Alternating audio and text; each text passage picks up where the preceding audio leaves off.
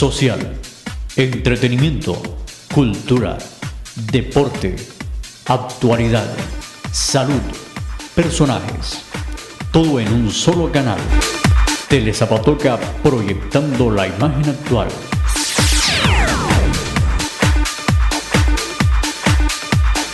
Telezapatoca es su canal.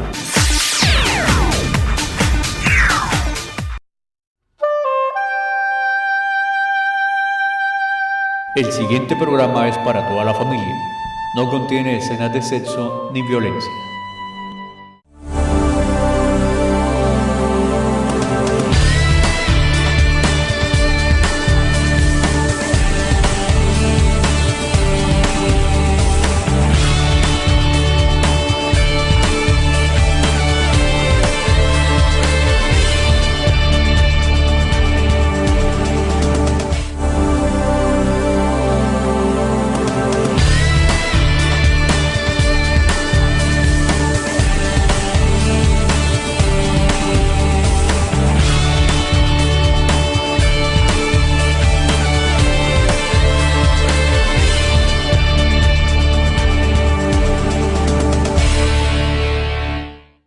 Hola, muy buenas noches. Bienvenidos a otro programa de Telezapatoca y su canal Upasa, Zapatoca en Derecho. Esta noche, de nuevo con nosotros, el doctor Didier Augusto Rodríguez León, a quien le doy la bienvenida. Buenas noches, doctor Didier. Buenas noches y saludo lleno de afecto a la comunidad de Zapatoca.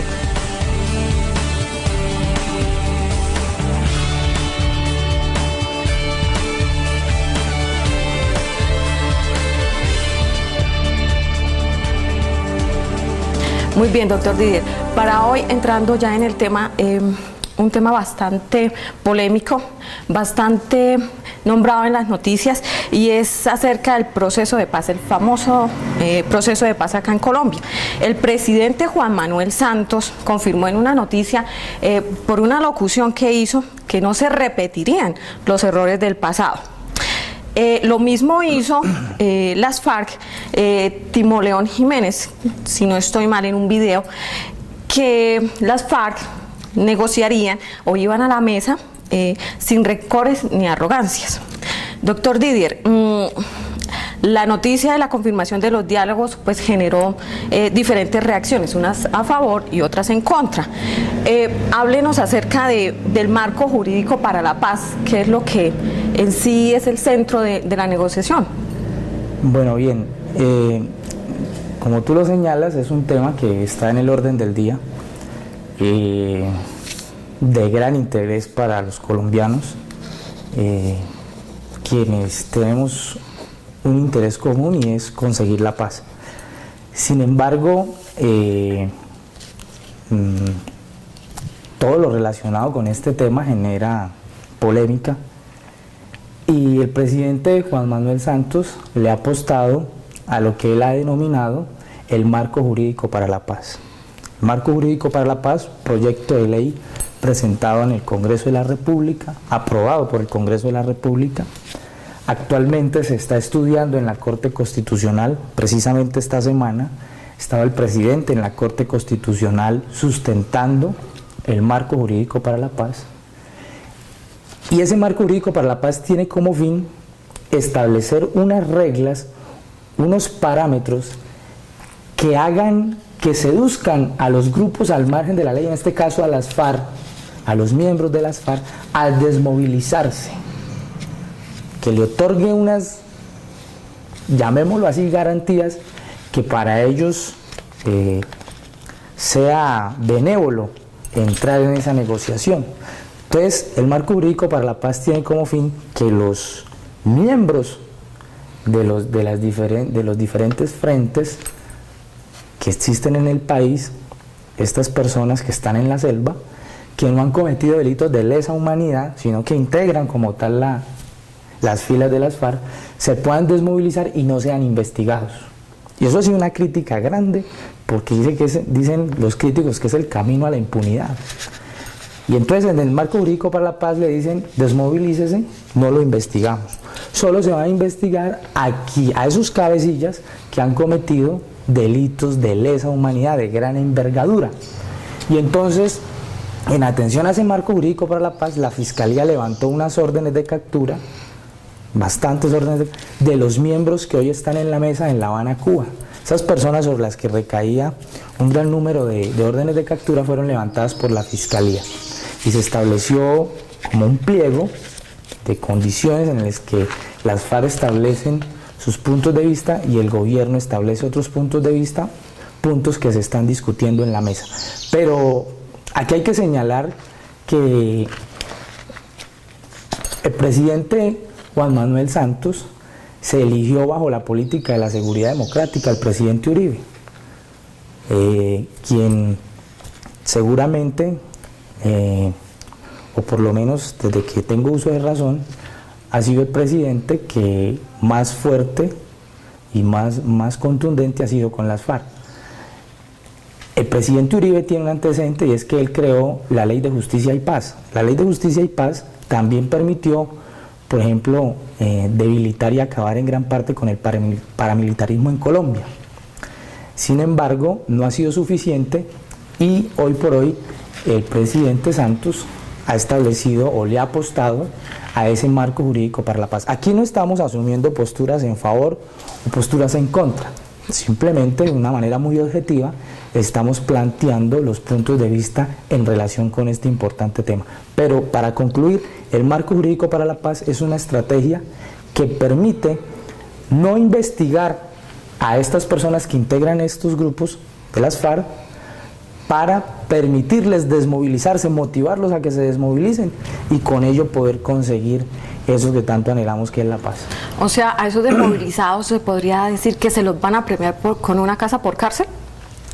Bueno, yo no podría decir que es un premio, pero sí es una estrategia, o por lo menos así lo establece el gobierno nacional, una estrategia que va a permitir poder negociar y acabar con este conflicto, porque durante años hemos optado por las vías de la fuerza, de las armas, pero esto lo único que ha hecho es restar vidas en el país y ha sido absurdo. Entonces, lo que se quiere con esto es buscar una estrategia de diálogo que permita, dentro de un entorno social, poder acabar con esta guerra.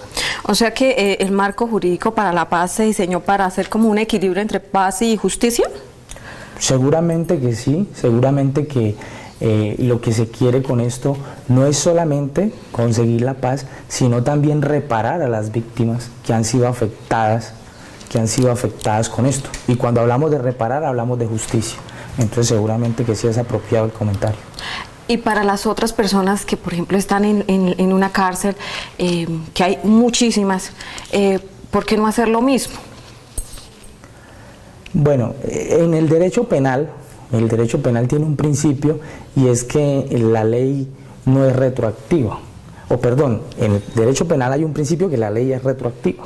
Seguramente que si algunos miembros de estas organizaciones se encuentran en la cárcel y son personas que no han cometido delitos de esa envergadura, sino que han solo pertenecido a estos grupos, podrán pedir, en atención a ese principio de la retroactividad en materia penal, que se aplique el beneficio del marco jurídico para la paz, pero será un tema que definirá la Fiscalía. Bien, doctor. ¿Cuáles han sido los antecedentes del actual proceso de paz? Recordemos que en el 2012 estaban las conversaciones en el Caguán. Claro, y mucho más atrás. Vámonos por allá al año 84, en el gobierno del presidente Belisario Betancur, cuando otorgó una amnistía a parte de un grupo de las FARC, y fue ahí donde nació la Unión Patriótica como partido político. Pero recordemos que la Unión Patriótica, la gran mayoría de sus miembros fueron asesinados.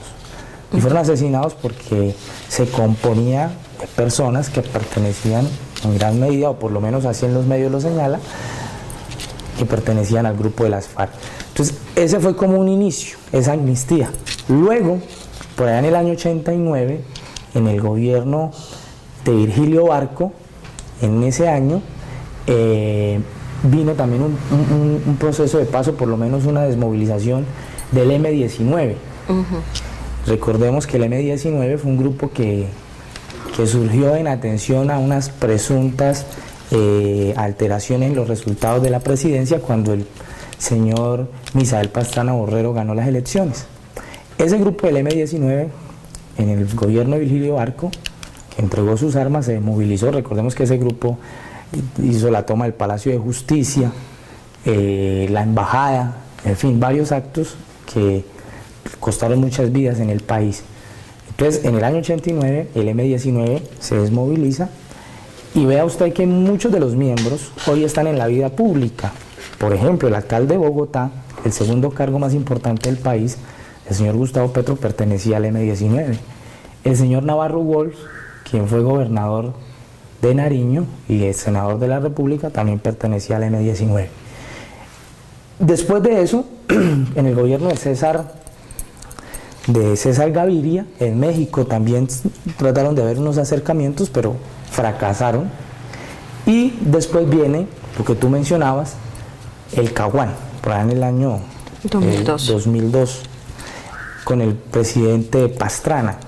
Desafortunadamente fue importante el intento, el deseo, la voluntad, pero esto lo único que hizo fue fortalecer más a las FARC. Esto lo único que hizo fue permitirles reagruparse y fortalecerse como tal en esa zona de distensión, que fue un total fracaso para el país. Y luego de ello, entonces, sí viene con el presidente Uribe lo de la Ley de Justicia y Paz, pero jamás hubo una negociación formal con ellos, nunca se sentó a la mesa con las FARC.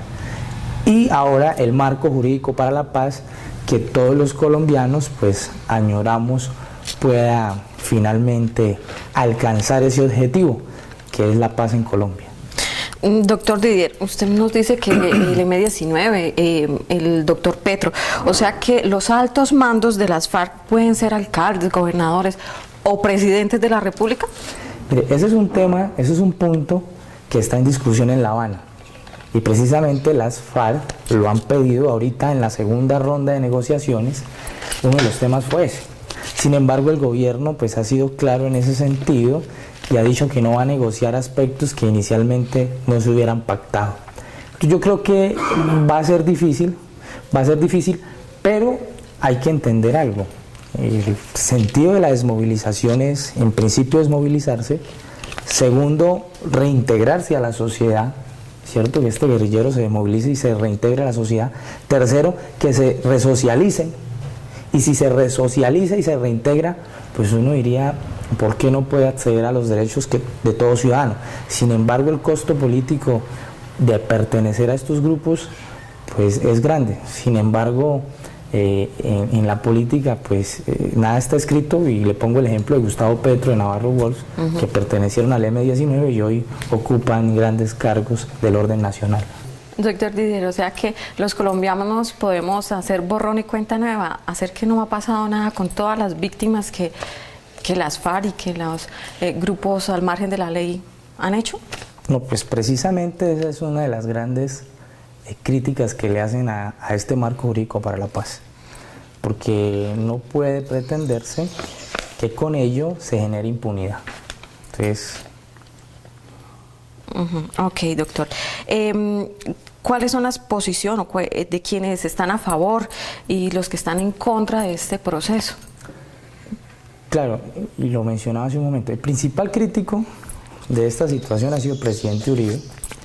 Constantemente vemos por su Twitter mandando mensajes en los que se opone rotundamente que no es posible que en un Estado social de derecho se negocie con impunidad.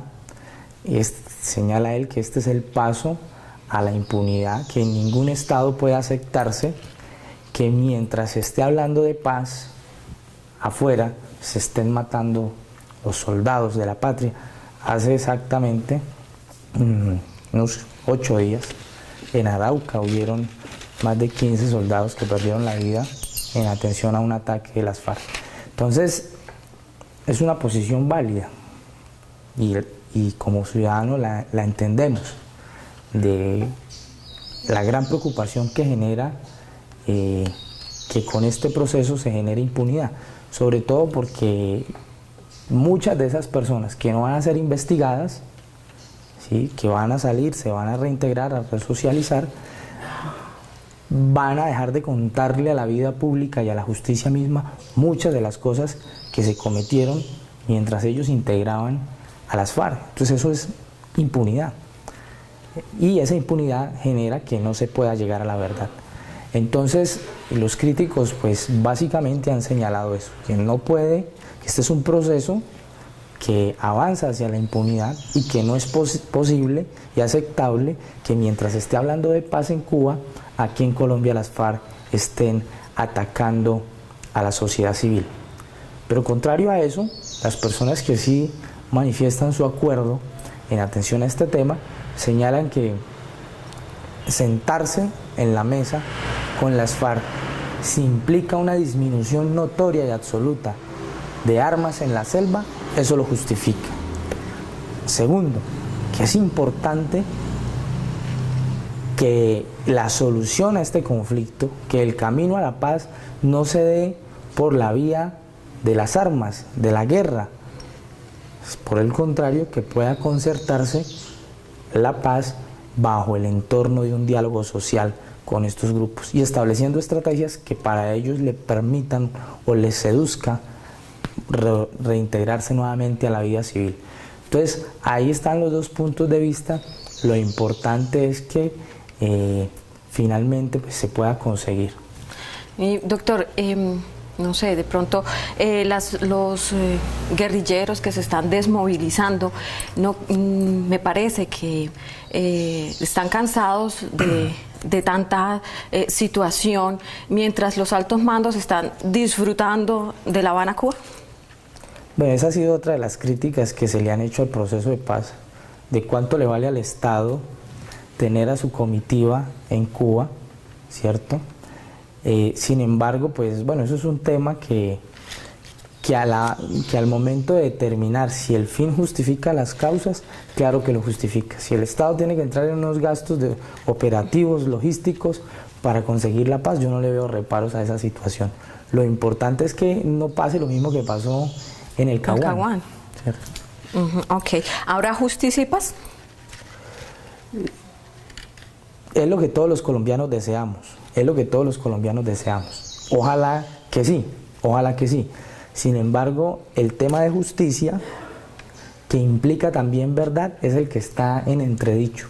Y está en entredicho, insisto, porque aquellos que se van a desmovilizar y no van a ser investigados, van a dejar de decirle mucho a la justicia de la sociedad civil. ¿Y qué va a pasar con esas víctimas, con esas mamás, con esas personas con ese dolor que de pronto ellos tienen? Porque no creo que unos pesos repare ese dolor. De ninguna manera. El daño moral no puede cuantificarse o repararse con algunos recursos.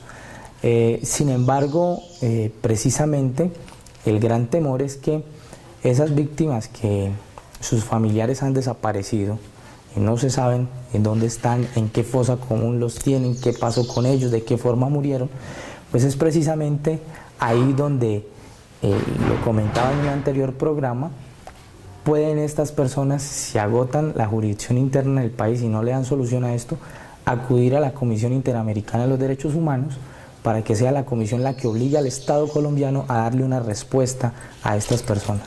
Muy bien, doctor Didier. Y entramos a nuestra sección Zapatoca Pregunta.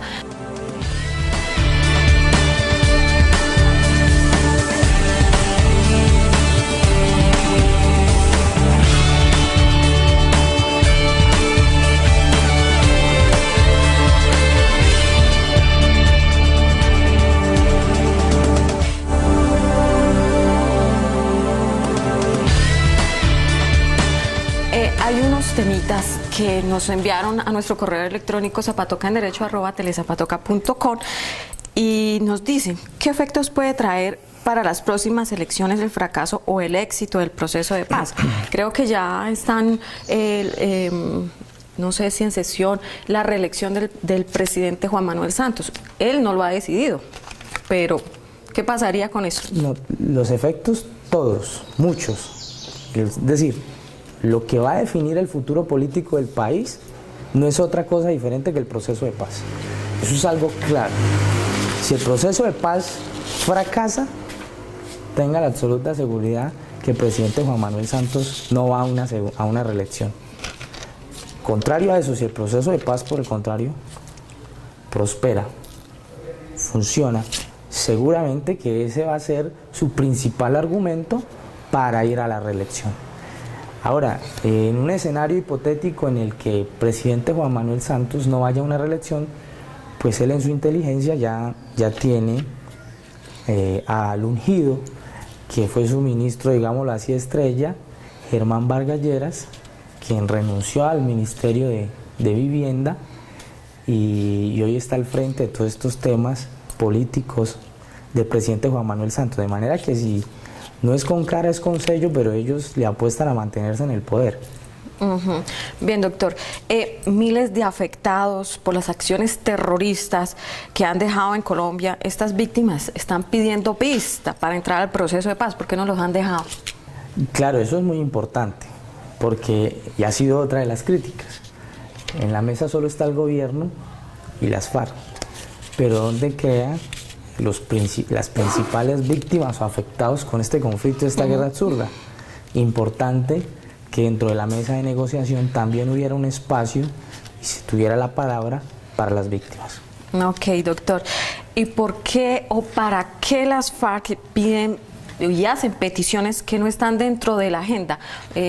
Pienso yo, para conocer La Habana, Cuba. Bueno, seguramente ellos en su estrategia de negociación pues han querido,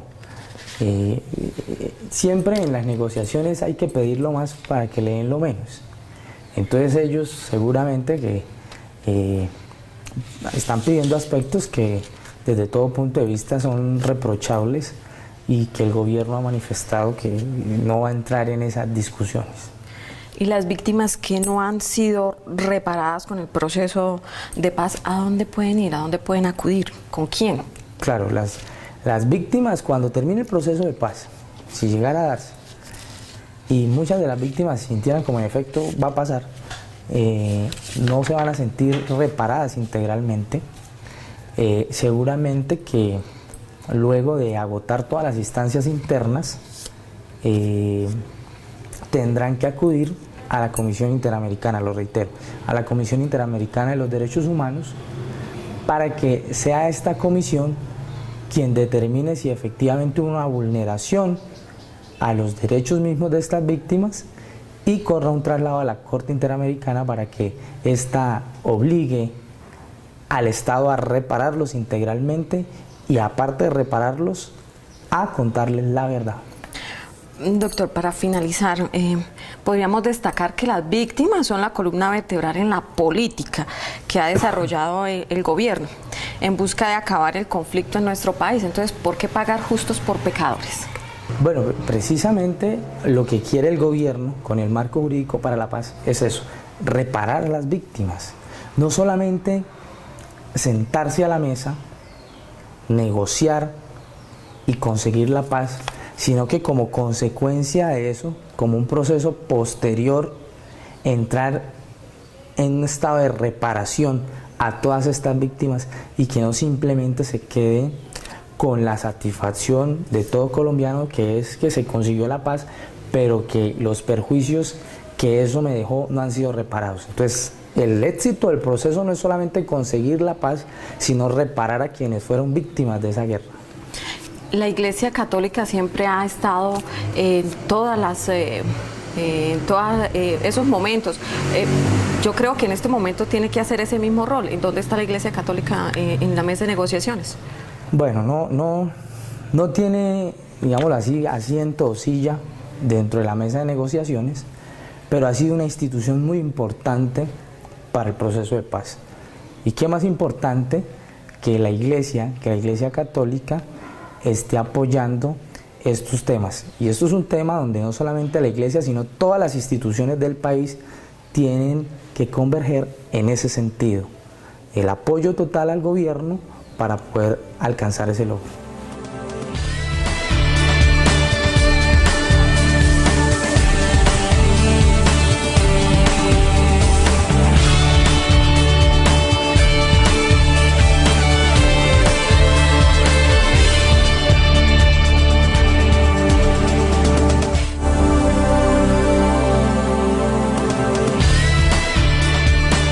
Didier, a nuestro correo han llegado algunas preguntas sueltas fuera del tema tan importante que se está dando sobre el marco jurídico, sobre el proceso de paz en Colombia. Y es la siguiente: ¿qué hacer cuando la fuerza pública portando su uniforme abusa de su autoridad? Bueno, primero es un tema que hay que rechazarlo. Las instituciones o la fuerza pública no están para atacar a la sociedad civil, por el contrario, están para protegerla. Y en esos eventos en los que surjan esas vías de hecho, esos abusos de autoridad, pues deben ser colocados en conocimiento de las autoridades, de los superiores, para que al interior de la institución se inicien las investigaciones del caso y se generen las sanciones disciplinarias a las que haya lugar. Muy bien, doctor Didier, muchísimas gracias por socializarnos este tema tan importante acerca del proceso de paz en Colombia, por darnos todas estas daticos que de pronto muchos televidentes no sabían. Muchísimas gracias y lo esperamos dentro de 8 días. A usted y nuevamente un saludo a la comunidad de Zapatoca. Muchas gracias. Bueno, y a ustedes los esperamos dentro de 8 días. Recuerden nuestro correo electrónico zapatocaenderecho@telezapatoca.com. Buenas noches.